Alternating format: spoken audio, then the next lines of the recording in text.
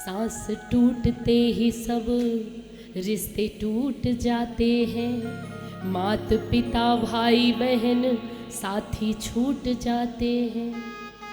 जिनको आज हम अपना कहते हैं, जो मेरे अपने हैं, कोई भी साथी नहीं होता।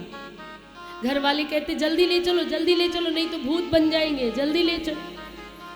तो सांस टूटते ही सब रिश्ते टूट जाते हैं, मात पिता भाई बहन साथी छूट जाते हैं। तेरे सभी भाई वक्त का चलन देंगे, तेरी सारी दौलत छीन कर 2 गज कफन देंगे। और चढ़ता सूरज धीरे धीरे ढलता है, ढल जाएगा।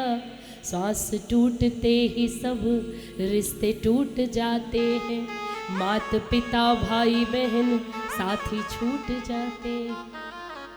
तो सांस भी कीमती है, समय भी कीमती है, लेकिन सांस और समय की कीमत तब पता चलेगी जब आपके पास सबसे कीमती धन होगा।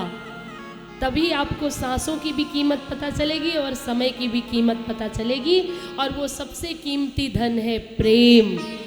कौन सा धन? कौन सा धन? चींटी को भी प्रेम से देखोगे ना तो वो भी आपके पास आएगी। तोते को प्रेम दोगे तो वो भी आपके पास आएगा। गौ माता को प्रेम से सहलाओगे तो वो भी आपके पास आ जाएगी, है कि नहीं? तो इस जगत में सबसे कीमती क्या है? प्रेम। इसलिए कहते हैं कि प्रेम करो सबसे। प्रेम प्यार के हीरे मोती तुम्हारे पास है।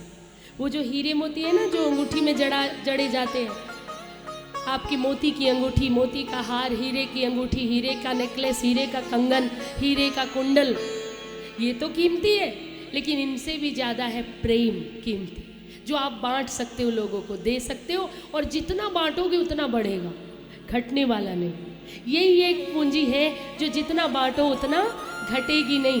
धन बांटोगे तो थोड़े दिन बाद हो सकता है घट जाए। अपने घर से भोजन बांटोगे तो बांटते बांटते हो सकता है कम पड़ जाए। वस्त्र बांटोगे हो सकता है कम पड़ जाए। लेकिन प्रेम एक ऐसा धन है कि कभी कम नहीं पड़ता, कभी कम नहीं पड़ता। प्रेम से अपने चित्त को भर लो। एक साधु एक बार एक राजा के पास गया, और राजा के पास जाकर साधु ने क्या कहा? कहा कि भैया आप ना ये जो पात्र है ना, इसको भर दो। जो पात्र है इसको भर दो। और अपने पात्र को राजा के सामने साधु ने कर दिया। राजा ने कहा कैसी बात करते हो, छोटा सा पात्र हम भला नहीं भर पाएंगे? सोना चांदी हीरा मोती से मैं तुम्हारा पात्र भर दूंगा। संत ने कहा जब तक मेरा पात्र नहीं भरेगा तब तक मैं हटूंगा नहीं। शर्त ये है। बोले कि भर दूंगा। कैसी बात करते हो, छोटे से पात्र की बात है, तुम कहो तो पूरा राज्य दे दूं, ये तो पात्र की बात है। और जैसे ही वो पात्र को आगे किया, राजा ने उसमें हीरे जवाहरात असरफियाँ डालना शुरू किया। राजा को क्या पता था कि ये साधारण पात्र नहीं है। और जैसे ही राजा उसमें हीरे जवाहरात असरफियाँ डालता है, वो पात्र में गायब हो जाती हैं, पता ही नहीं चलता। वो डालता जाता है, वो गायब होती जाती है, वो डालता जाता है, गायब होती जाती है। ऐसे करके राजा का सारा धन समाप्त हो गया। अब राजा असहाय महसूस करने लगा। अपने वजीर को बुलाया, खजाने में जितना धन पड़ा है वो सब लेकर आओ। हीरा मोती सोना चांदी सब भर भर के बोरियां आने लगी। राजा असरफियाँ सोने चांदी के ढेर उसमें डालते जाता है और वो गायब हो जाता है। और साधु पात्र लिए खड़ा है। सुबह से लेकर शाम हो गई, सूरज ढलने वाला, पर साधु का पात्र भरा नहीं। कहने लगा अब मैं क्या करूं? मैंने तो संकल्प किया है कि इस पात्र को भरूंगा, चाहे कुछ भी करना पड़े। रानी के जितने गहने थे सब डाल दिए, राज्य का जितना खजाना था सब डाल दिया, पड़ोसी राज्यों से उधार ले लेकर डाल दिया, लेकिन वो पात्र नहीं भरा। तब राजा शरणागत हो गया। इसके घर में एक पाई तक नहीं बची, सब उस पात्र में डाल दिया, फिर भी पात्र नहीं भरा। तो राजा शरण में आ गया, हाथ जोड़कर साधु से कहने लगा, नाथ अब मुझसे नहीं होगा, मैंने तो अपना सर्वस्व लुटा दिया, लेकिन ये पात्र को नहीं भर सका, मैं असहाय हूँ, मुझे क्षमा करें।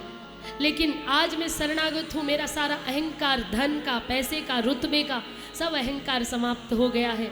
आप मुझे बस इतना बता दो, ये जादू का पात्र कौन सा है, ये कौन सा पात्र है जो जिसको मैं भर नहीं सका, मेरा धन दौलत जिसे भर नहीं सका, इस जादुई पात्र का रहस्य बता दो।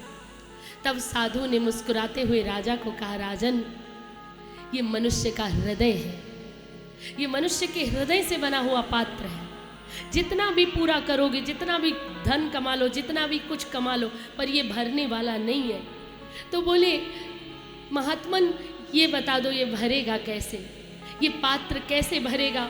मैं इसे भरना चाहता हूँ, मैं अपने संकल्प को अधूरा नहीं रखना चाहता, मुझे उपाय बता दो। तब साधु ने कहा कि एक ही इस जगत में चीज़ है जिससे ये पात्र भरेगा, और वो है ईश्वर प्रेम। ये पात्र भी अनंत और ईश्वर भी अनंत। केवल प्रेम है जो इस पात्र को भर सकता है, और प्रेम ही हृदय को भर देता है। जिसके हृदय में प्रेम है ना, किसी के लिए भी वो भरा भरा रहता है, वो खाली नहीं रहता, वो फुलफिल हो जाता है।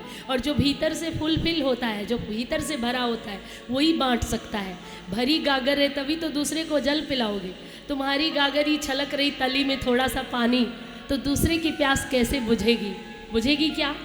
इसलिए क्या करना है, पहले खुद के पात्र को भरना है, अपने हृदय को भरना है प्रेम रूपी धन से, जो कभी नहीं खर्चता।